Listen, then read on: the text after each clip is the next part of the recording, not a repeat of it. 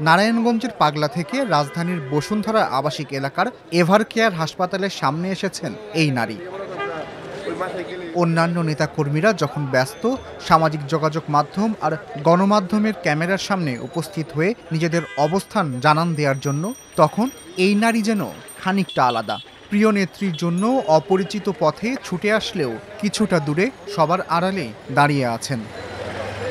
মাইক্রোফোনটা এগিয়ে দিতে যেন নিজের আবেগের প্রকাশ ঘটালেন অশ্রুজলে।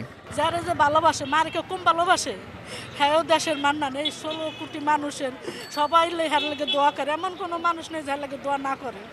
আমরা তো ঘরে বসে দোয়া করি, দোয়া না করলে এত দূরে আহি, গাড়ি ভাড়া দিয়ে কষ্ট করে খাইয়া না খাইয়া।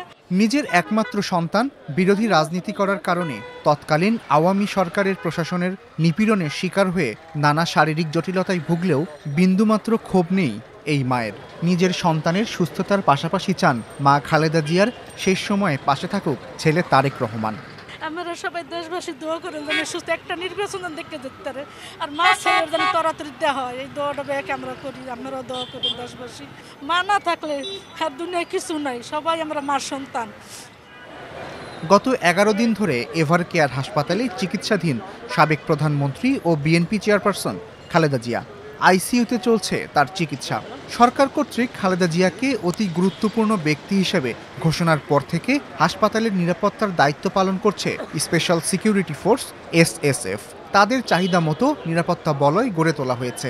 বুধবার সকাল থেকে পুলিশ র্যাবের পাশাপাশি মোতায়েন করা হয়েছে বিজিবি, প্রস্তুত রাখা হয়েছে ফায়ার সার্ভিস।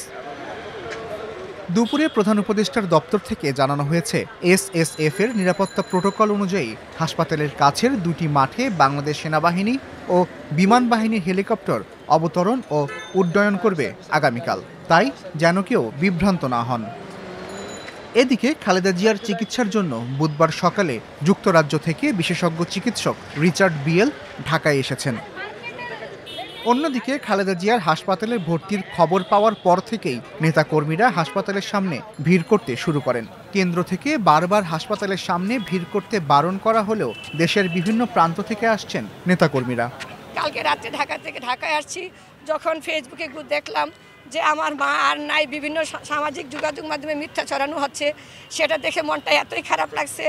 আমরা মিলাতে ছিলাম, তখন আমরা চলে আসছি। জানি না কবে দেখা হয়, তবে দেখা না হওয়ার পর্যন্ত আমি এখানে থাকবো, ওনার সাথে দেখা করে যাব। ভাইয়া আমার মনটা বুঝে না, মনটা মানে না যে অন্তত দূরে থাকি হইলেও ম্যাডামের শ্বাস প্রশ্বাসটা যাতে আমাদের গায়ে আসে। তবে এসব কিছু ছাপিয়ে খালেদা জিয়ার সুস্থতা আর তারেক রহমানের দেশে ফেরার দিকেই নজর সবার।